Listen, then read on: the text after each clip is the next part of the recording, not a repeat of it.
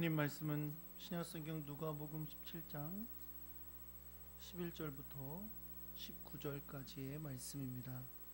제가 가지고 있는 성경은 신약성경 125페이지에 있고요.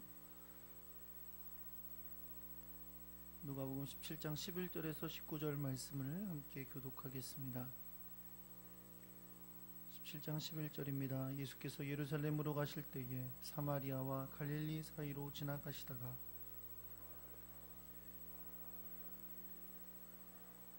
소리를 높여 이르되 예수 선생님이여 우리를 불쌍히 여기소서 하거늘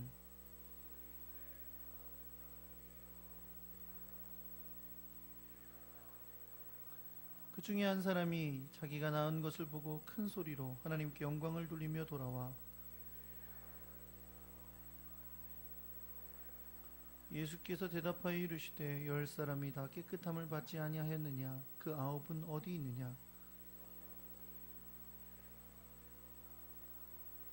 함께 있습니다. 그에게 이르시되 일어나 가라 내 믿음이 너를 구원하였느니라 하시더라. 아멘.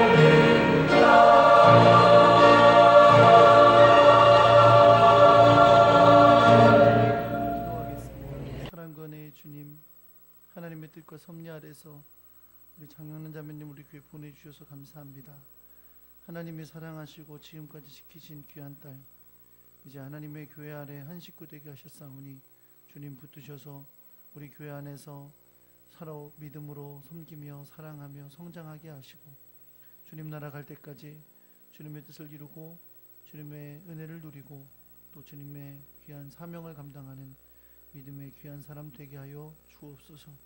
기도하며 간구하는 것에 응답하시고 하늘의 귀한 영광이 저들의 삶 가운데 나타나게 하여 주시옵소서. 하나님, 이 시간 주님 앞에 예배하러 나온 주의 백성들, 주님 앞에 마음을 다하여 준비해 예물을 드렸습니다. 주님 귀한 손길들 기억하셔서 주님이 세상이 줄 수 없는 은혜들로 평강으로 갚아주시고 하는 모든 것마다 주의 지혜로 말미암아 승리하게 하시며 열매 맺게 하여 주옵소서. 주님 앞에 드려진 이 예물 오로지 하나님의 뜻과 영광을 위해 사용되게 하시고 주님의 귀한 일에 쓰임받는 복된 물질 되게 하여 주옵소서. 하나님, 주님의 말씀을 듣습니다.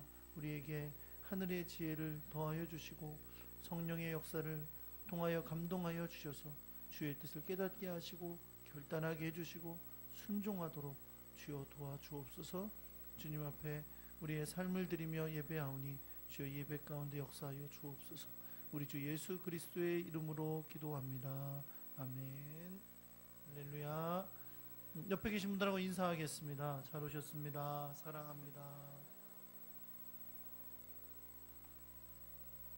주님이 주시는 은혜와 사랑과 평강이 여러분과 함께 하기를 우리 주 예수 그리스도의 이름으로 축원합니다. 아직도 인사가 안 끝나신 분들이 계셔서 한번 따라해 볼게요. 하나님께 영광을 돌리는 믿음. 많은 예수 믿는 연예인들이 연말 시상식에서 수상소감을 발표하면 하나님 앞에 감사한다던가 또 주님께 영광을 돌린다던가 하는 말을 자주 합니다. 그런 거 볼 때마다 마음이 참 뿌듯한, 내일도 아닌데 나랑 상관도 없는 연예인인데 그렇게 말할 때 참 뿌듯한 마음을 가질 때가 많습니다. 뭐 매년 그렇지만 작년 연말에는 유난히 그런 사람들이 많아서 정말 이 그리스도인 연예인들이 그 안에서 참 성공적으로 활동하고 있구나 라는 생각을 하기도 했습니다. 그런데 사실 우리는 적지 않은 경우에 또 이러한 예수 믿는 연예인들 때문에 실망할 때도 있습니다. 그들이 그런 시상식이나 또 눈에 보이는 일에는 매우 신앙이 좋은 사람처럼 나타나기도 하고 또 성공을 감사하기도 하고 하는 것을 보게 되지만 실제로 그들의 살아가는 삶은 그리스도인다운 삶을 살지 못할 때를 많이 보게 되기 때문에 그렇습니다. 예를 들어 가정의 불화를 만나게 되거나 또는 여러 가지 안타까운 일들로 구설수에 오른 일들로 인해 우리는 실망을 하게 되기도 합니다. 분명 기독교인이라고 밝히고 시상식에서는 하나님께 영광을 돌린다고 말하기도 했던 사람들이 윤리적인 일로 지탄을 받기도 하고 또 어떤 방송에서는 기독교인이라고 하기에는 너무 부끄러운 행동을 하는 것을 볼 때도 많이 있습니다. 그런 걸 보면 우리는 실망하죠.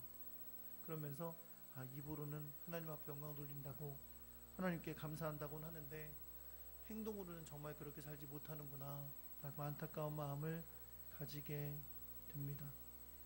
그런데 여러분, 이러한 이야기가 꼭 다른 사람의 이야기일까요?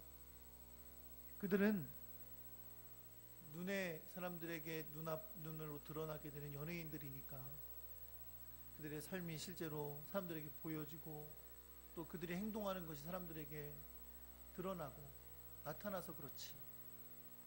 우리도 정말 많은 경우에 이런 모습을 보일 때가 얼마나 많이 있는지 모릅니다. 입으로는 주님을 사랑한다 그러고 주님께 감사한다 그러고 주님께 영광 돌린다고는 하지만 우리의 삶이 그러한 삶을 살지 못할 때가 너무나 많이 있다는 거죠. 특별히 우리가 무언가를 간절히 원할 때 하나님 앞에 간절히 기도합니다. 그렇죠? 그리고 그 결과가 성공적으로 될 때 그때는 하나님께 감사하기도 하고 또 하나님께 영광을 돌리기도 합니다. 그런데 솔직히 말해서 그때뿐일 때가 너무 많아요. 오히려 그 성공한 그 내용 때문에 하나님과 멀어지게 되는 경우도 얼마나 많이 있는지 모릅니다. 오늘 본문의 말씀은 이렇게 이중적이고 때로는 이기적인 우리들에게 주님께서 우리에게 매우 중요한 도전을 주시는 말씀입니다. 오늘 말씀 가운데 우리가 하나님 앞에 진실이 되기 위하여 말씀 가운데 깨닫는 귀한 시간 되기를 예수 그리스도의 이름으로 축원합니다. 오늘 본문에서 예수님께서 예루살렘을 향해 여행하고 계신다는 것을 다시 한번 밝히고 있어요. 이건 처음이 아닙니다. 지금 예수님은 갈릴리에서 활동하시다가 예루살렘을 향해 올라가고 계십니다. 예수님은 공생애 가운데 예루살렘에 여러 번 올라가셨지만 지금 예수님께서 예루살렘으로 올라가시는 길은 예수님께서 마지막으로 가시는 길입니다.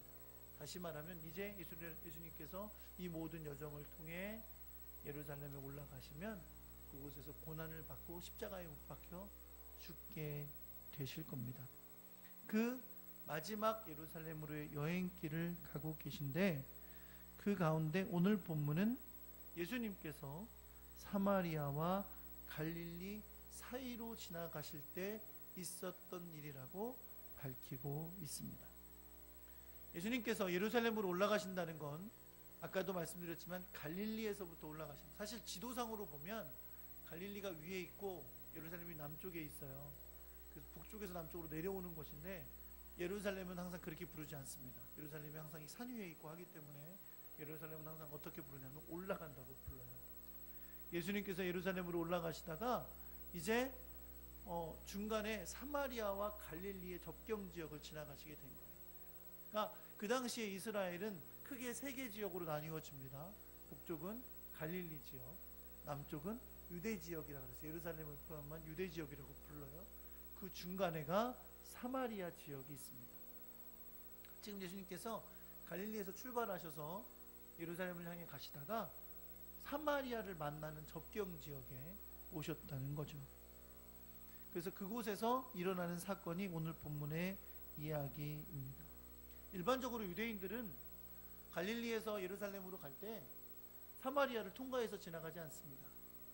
왜냐하면 그들은 사마리아 사람들을 매우 부정하고 깨끗지 않은 사람들로 여기기 때문이에요. 그래서 이렇게 갈릴리에서 오다가 오른쪽으로 가서 동쪽으로 가서 요단강을 건너 요단강 변을 따라 내려가다가 사마리아 지역이 지나면 다시 요단강을 건너서 유대 지역으로 들어왔었어요.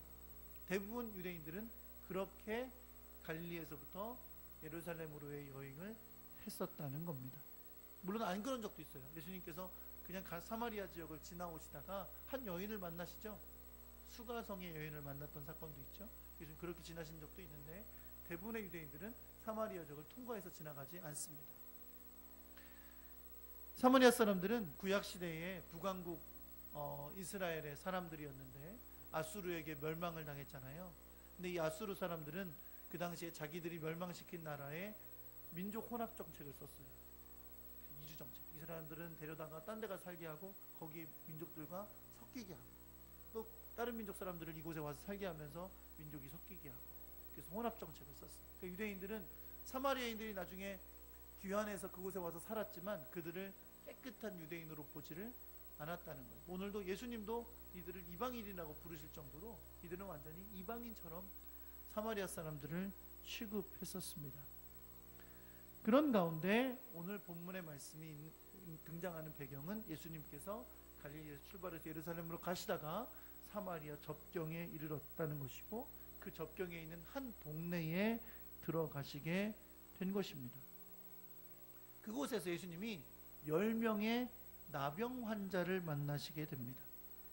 나병이라는 것은 우리가 흔히 요즘은 한센병이라고 부르고 옛날에는 문둥병이라고 불렀는데 실제로 성경에서 말하는 이 나병은 단순히 한센병만을 말하는 건 아니고 조금 폭넓게 피부의 악성 질환을 일컫는 큰 이름이기도 했습니다. 어쨌든 중요한 건 뭐냐면 이들은 정결하지 못하고 부정한 사람들로 여겨졌어요.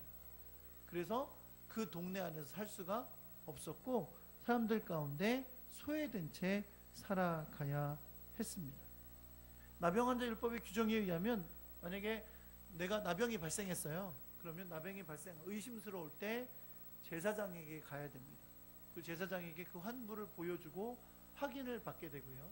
제사장이 너 나병 맞다 라고 그렇게 확진을 해주면 어떻게 하라고 성경이 이야기하냐면 그 환자는 옷을 찢고 머리를 풀고 윗입술을 가리고 부정하다 부정하다 라고 외치게 되어 있습니다. 이렇게 하는 이유는 사람들에게 내가 나병 환자로 확진을 받았다는 걸 드러내 보여주는 거고요.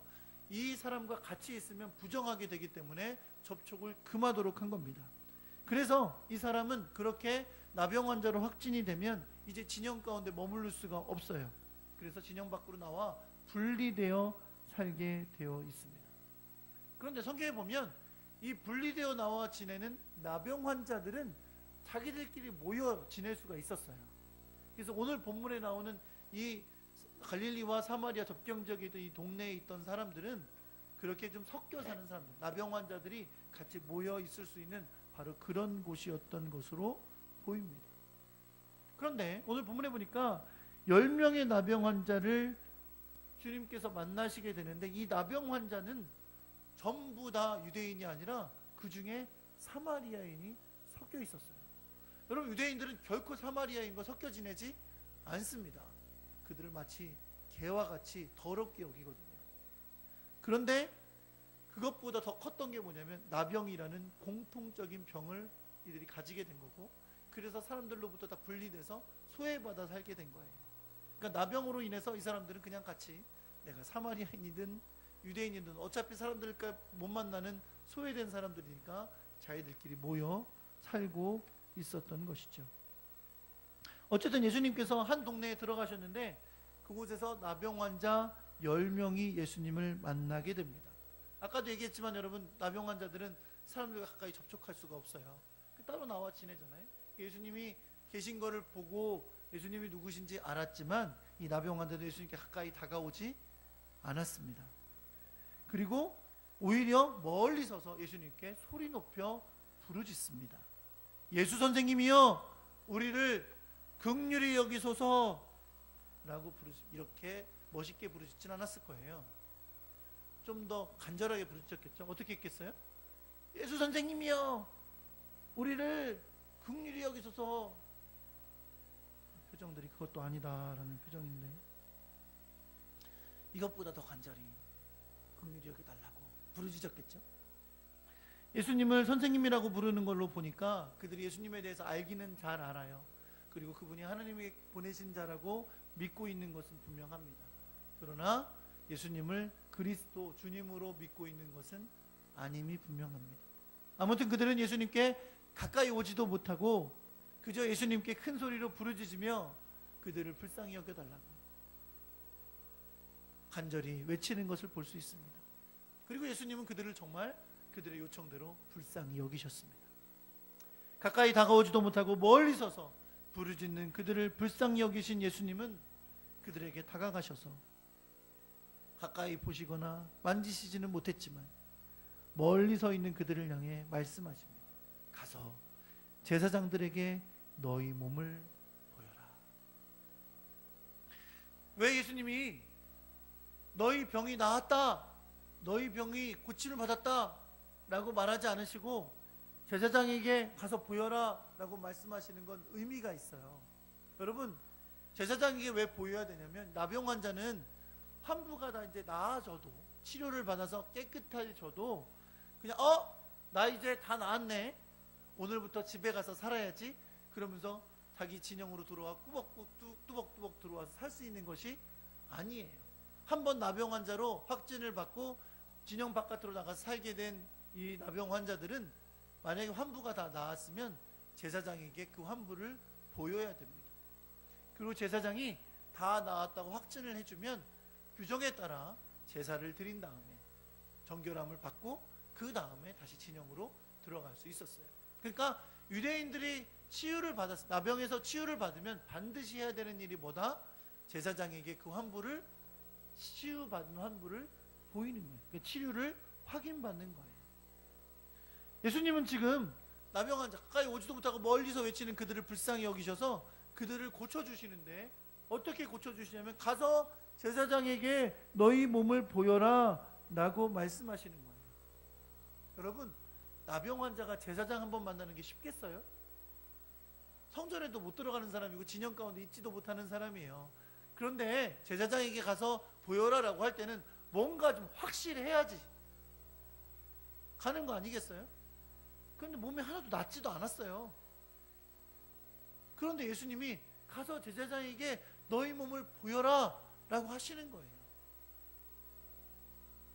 놀랍게도 이 10명의 나병 환자들이 예수님의 말씀을 듣고 순종한 것을 여러분 믿으시기 바랍니다. 여러분, 믿음은 순종이에요. 그렇죠? 믿습니다. 저는 주님이 우리 병을 고쳐주실 것을 믿습니다. 우리를 불쌍히 여겨주세요. 예수님이 가서 제사장에게 보여라. 아니, 그게 아니고 우리 병을 고쳐달라니까요. 그렇게 반응했다면 이들은 치유받지 못했을 거예요. 예수님께서 가서 너희 몸을 제사장에게 보여라라고 말씀하시니까 그들의 행동으로 순종한 것을 여러분 믿으시기 바랍니다. 야고보서의 말씀에도 보면 행함 없는 믿음은 무슨 믿음? 죽은 믿음이라고 했습니다. 믿음과 행위는 따로 떨어져 있는 것이 아닙니다. 행위는 믿음을 증명하는 겁니다. 진정한 믿음은 순종이라는 행위를 통해 드러나게 되는 것이죠. 그래서 결국 예수님께서 이들에게 요구하시는 건 뭐예요?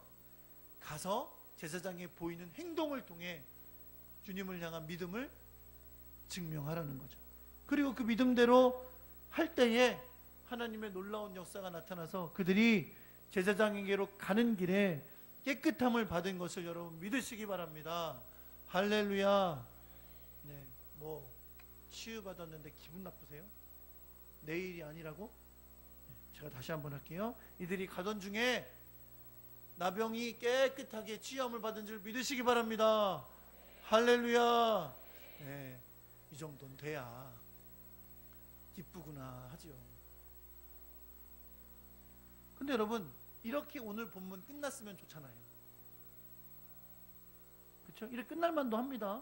혹시 뭐 이렇게 이어질 수는 있어요. 제사장이 가는 길에 치유함을 받았더라. 그리고 이제 정말 제사장에게 가서 그들의 몸을 보이고 확진을 받아 이제 그들의 삶으로 다시 되돌아가게 되었더라. 할렐루야. 남의 기분 나쁘 치유 받았다는 기분 나빠요. 그렇게 될 수도 있을 거예요. 그렇죠? 여러분 생각해 보세요. 그들은 예수님을 만났어요. 그리고 예수님께 부르짖었습니다. 우리를 불쌍히 여겨달라고 부르짖었어요. 예수님께서 가서 제자에게 너희 몸을 보이라 그랬어요. 그랬더니 순종했어요. 그렇죠? 순종함으로 가다가 몸에 치유함을 받게 됐어요. 이 모든 놀라운 역사가 믿음의 역사처럼 드러나고 있는 거죠. 이렇게 결론을 맺으면 되죠. 그렇죠? 그리고 이렇게 저는 설교하면 됩니다. 여러분, 믿음은 순종하는 겁니다. 예수님이 가라고 했을 때 믿음으로 순종하고 갔더니 그들이 가는 중에 치유받았습니다. 할렐루야. 여러분도 믿음을 입으로만 하지 말고 행동으로 실천함으로 하나님의 기적을 체험하시는 여러분이 되시기를 간절히 축원합니다. 이렇게 하면 오늘 설교 끝나는 거예요. 내일 모레 명절인데 이쯤 하고 가면 얼마나 좋아. 그런데 오늘 여러분과 제가 읽은 성경 본문의 핵심은 이제부터가 시작이에요. 거기부터가 시작이에요. 이렇게 예수님께 부르짖고 말씀에 순종하여 치유함을 받은 나병 환자는 모두 몇 명? 10명이었습니다. 그들은 모두 주님께 부르짖었습니다. 그리고 그들은 모두 제사장을 향하여 갔습니다. 순종하여 갔어요. 그리고 그 결과로 그들은 모두 나병에서 치유함을 받았습니다. 그런데 그 중에 한 명만 예수님께 돌아왔습니다. 오늘 본문 15절의 말씀이 10명의 치유받은 나병 환자 중에 이 한 사람의 이야기를 하면서 그가 자기가 나은 것을 보고 큰 소리로 하나님께 영광을 돌렸다라고 초점을 맞춰서 말씀하지만 아마 나머지 9명의 나병 환자들도 입으로는 하나님께 영광을 돌렸을지 몰라요. 성경에 안 나오니까 모릅니다. 제가 짐작하는 거예요. 병이 딱 낫는 걸 보고 하나님 감사합니다. 저를 치유해 주셨습니다. 이렇게 감사하는 말을 했을지도 몰라요. 그리고 아마 그들은 유대인들이니까 율법에 말씀한 대로 제사장에게 정말 가서 자기의 나음을 확진받고 나병으로 인한 육체적인 사회적인 고통에서 벗어났을 것입니다. 그런데 오늘 본문의 말씀은 자기의 나음을 확인하고 하나님 앞에 영광을 돌릴 뿐만 아니라 예수님께로 돌아온 사람의 이야기를 주목하고 있습니다. 왜? 치유받고 가서 제사장에게 확진받고 자기 삶의 회복이 일어나서 돌아간 그 사람들, 그들도 아마 입으로는 하나님의 치유하심을 찬양했을 그들을 주목하지 않고, 왜 성경은 오늘 우리에게 가지 않고 예수님께로 돌아와 엎드려 감사했던 그 사람을 주목하고 있을까요? 왜 그럴까요? 그 이유는 이거예요. 한번 따라해 볼게요. 이것이 주님이 우리에게 원하시는 모습이기 때문입니다. 점점 약해지네요. 사랑하는 성도, 왜 이것을 우리에게 보여주세요? 이것이 주님이 우리에게 원하시는 모습이기 때문이에요. 치유함을 받은 9명의 사람들은 병이 깨끗해진 것을 알게 됐을 겁니다. 우리도 압니다. 가다가 깨끗해졌다고 했으니까. 그리고 예수님도 그들도 깨끗함을 받지 않았느냐? 라고 말씀하시니까. 그런데 하나님 앞에 영광을 돌린 한 사람은 예수님께로 돌아왔고 예수님의 발 앞에 엎드렸고 예수님께 감사를 드렸습니다. 성경은 이 주님께 돌아와 엎드려 감사를 드린 이 사람이 사마리아인이라고 밝혀주고 있어요. 예수님의 말씀에 의하면 이런 거죠. 다른 9명은 뭐예요? 유대인들이었던 거예요. 그런데 사마리아인 한 사람만 예수님께 돌아왔다는 겁니다. 마치 여리고로 가던 한 사람이 강도 만난 비유를 주님이 하셨잖아요. 그때 유대인들 지도자들은 다 그냥 지나갔는데 그 강도 만난 사람을 치유해 준 사람 누구였어요? 도와준 사람? 한 명의 사마리아 사람이었어요. 그들이 그렇게 개돼지처럼 여기는 그 사람만이 이웃을 구원하여 주었던 것을 말씀하셨던 것처럼 9명의 유대인이 있었지만 그들은 돌아오지 않았고 그들이 개돼지처럼 여기는 한 명의 사마리아인만 주님께 돌아와 발 앞에 엎드려 예수님께 감사를 드렸음을 말씀하고 있습니다. 예수님은 주님께 엎드려 감사하는 그에게 이렇게 말씀합니다. 10사람이 다 깨끗함을 받지 아니하였느냐? 예수님이 아셔요? 모르셔요? 아셔요. 그 9은 어디 갔느냐? 그리고 물으십니다. 이 이방인 외에는 하나님께 영광을 돌리러 돌아온 자가 없느냐라고 한탄하십니다. 여러분, 주님의 이 한탄이 우리를 향한 한탄일 수도 있어요. 예수님께 부르짖었습니다. 그래서 예수님의 긍휼히 여기심을 받았습니다. 제사장이 가서 보이라는 명령을 듣고 그것에 순종하러 가다가 자신의 몸이 깨끗해진 것을 안 9명의 유대인은 그 순간 뭘 떠올렸을까요? 율법을 떠올렸겠죠. 이제 진짜 제사장에 가서 보이면 되겠구나. 그리고 나는 이제 내 삶으로 다시 돌아갈 수 있겠구나. 가족이 떠올랐을 거고, 삶이 회복되는 것에 기쁨이 있었을 거고, 내 삶이 이제 다시 온전케 된다는 감격이 그들에게 있었을 거예요. 그런데 그 순간 그들에게 뭐가 없었어요? 예수님은 없었어요. 여러분, 이런 생각하시죠? 저는 생각했어요. 여러분은 그렇게 생각 안 하실 수 있는데 저는 이걸 보면서 이런 생각을 했습니다. 아니 뭐 치유해 주셨으면 됐지, 뭘 또 예수님이 쪼잔하게 왜 9명은 어디 갔냐. 아이고 참, 예수님도 알고 보면 속이 좁으셔. 이런 생각 안 해보셨어요? 네? 해보셨어요? 저는 해봤어요. 나 같으면 말이야, 치유해줬으면 됐지. 한번 뭐건 말건 내가 치유해줬으니 너희들 행복하게 잘 살아라, 그러면 될 것 같아요. 하지만 오늘 본문에서 예수님은 분명 돌아온 사마리아인에 이렇게 말씀하세요. 10사람이 다 치유받지 않았냐? 10사람이 다 깨끗함을 받지 않았냐? 9은 어디 갔느냐? 이 말은 무슨 말이에요? 주님은 그들이 다시 돌아오기를 기대했다는 거고, 그것이 맞다는 거예요. 주님께 돌아와 엎드려 감사했던 그가 옳다는 겁니다. 그리고 그것을 뭐라고 말씀하시냐면, 그것이 바로 하나님께 영광을 돌리는 것이다 라고 말씀하고 있어요. 여러분, 한 가지 주목해 보세요. 예수님께서 엎드려 감사하던 그 사마리아인에게 일어나 가라, 내 믿음이 너를 구원하였느니라 라고 하셨다는 겁니다. 예수님은 그 사람이 예수님의 말씀을 듣고 제사장에게 갔던 것만을 믿음으로 보신 것이 아니라 주님께 돌아와 감사함으로 엎드려 주 앞에 응답했던 것을 믿음으로 여기셨던 것입니다. 그것이 이 사람을 병에서 구원했을 뿐만 아니라 그 영혼을 구원하는 놀라운 역사에 이르게 한 것을 여러분 믿으시기 바랍니다. 사랑하는 성도 여러분, 이제 결론을 맺기를 원하는데, 오늘은 우리 본문을 통해서 두 가지 중요한 신앙의 원리를 깨닫게 되기를 간절히 소망합니다.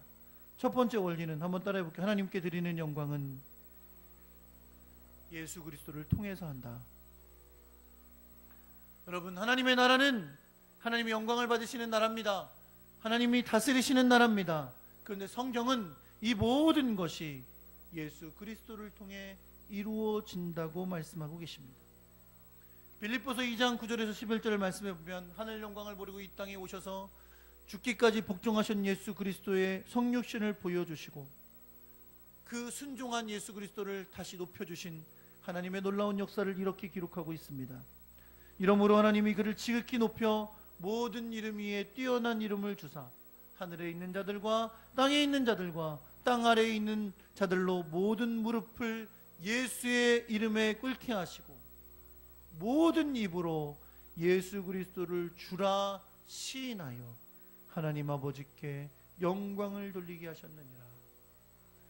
사랑하는 성도 여러분, 성경은 분명히 우리에게 이렇게 말해줍니다. 너희가 모든 입으로 예수 그리스도를 주라 시인하여 하나님 아버지께 영광을 돌리게 하셨느니라. 우리 예수 그리스도, 나를 위해 십자가에 못 박혀 죽으시고 피 흘리시고 나의 죄를 씻으신 그 예수 그리스도를 주라 시인하며 내 삶을 그분을 주님으로 모시는 삶으로 살아갈 때에 하나님은 그것을 통해 영광을 받으시는 것을 여러분 믿으시기 바랍니다. 분명 성경은 우리가 예수 그리스도를 주라 시인하고 주라 시인하며 살아감으로 하나님께 영광을 돌리게 하셨다고 말씀하고 있습니다. 치유를 받은 유대인들이 예수 그리스도에게 돌아와야 했던 이유는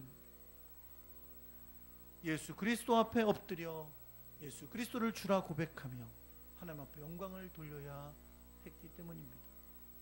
비록 그들이 치유를 받은 그 자리에서 그 입술로 하나님을 찬양했을지도 몰라요. 하나님 앞에 영광을 돌렸을지도 모릅니다. 그러나 예수 그리스도를 이 땅에 보내시고 그분을 통해 영광을 받으시는 하나님은 예수 그리스도의 치유를 통해서도 영광을 받으셔야 됩니다. 그렇다면 그들은 예수님께 돌아와 감사와 영광을 올려드리고 그분을 주로 고백하며 하나님 앞에 영광을 돌렸어야 한다는 것입니다. 예수 그리스도의 이름 외에 주님은 구원받을 다른 이름을 우리에게 주신 적이 없습니다. 예수 그리스도의 이름 외에 영광 받으실 다른 이름도 주신 적이 없습니다. 오로지 예수 그리스도 그 이름으로 하나님의 나라의 역사가 나타납니다. 그래서 주님은 영원히 모든 구원받는 자들에게 찬양을 받으실 이름인 것을 여러분 믿으시기 바랍니다. 두 번째, 이 본문이 우리에게 가르쳐주는 신앙생활의 중요한 원리는 감사는 주님께 돌아와 응답하는 것이라는 겁니다. 주님의 말씀에 순종해서 치유를 받은 이들은 주님께 돌아와 주님의 명령을 따라야 했습니다. 그러나 그들이 받은 치유의 복에 감격하고 기뻐하고 좋아서 이 치유의 역사를 행하신 주님을 잊어버렸다는 거예요. 사랑하는 성도 여러분, 구원의 은혜를 누리게 된 우리들, 또 신앙생활하면서 하나님의 놀라운 역사를 체험하게 되는 우리들, 그 은혜에 대한 감사를 표현하는 것은 주님께 돌아와 주님의 명령을 받는 겁니다. 주님께 돌아와 그분 앞에 주이심을 고백하며 복종하며 서는 겁니다. 쉽게 말하면 주님의 그 놀라운 은혜와 사랑과 복을 받은 우리들은 주님 앞에서 주님이 기뻐하시는 삶을 주님을 위하여 살아가야 하는 것입니다. 주님이 주신 것에 대한 감사는 우리의 삶으로 드러나서 주님 앞에 영광이 되어야 되는 것을 여러분 믿으시기 바랍니다. 고린도후서 5장 15절 말씀은 예수님께서 우리를 위해 죽으신 이유를 이렇게 설명합니다. 저가 모든 사람을 대신하여 죽으심은 산자들로 하여금 다시는 저희 자신을 위하여 살지 않고 오직 저희를 위하여 죽었다가 다시 사신 자를 위하여 살게 하려 함이니라. 왜 우리를 십자가에서 피 흘리심으로 구원하여 주셨습니까? 주님 위해서 살라고. 주님을 위해 살라고 우리를 위기에서 벗어나게 해주셨습니다. 주님을 위해 살라고 우리를 병에서 치유하여 주셨습니다. 주님을 위해 살라고 대학 붙여주신 거예요. 취직시켜 주신 거예요. 여러분에게 직장 주신 거예요. 사업도 주신 거예요. 행복한 가정 주신 거예요.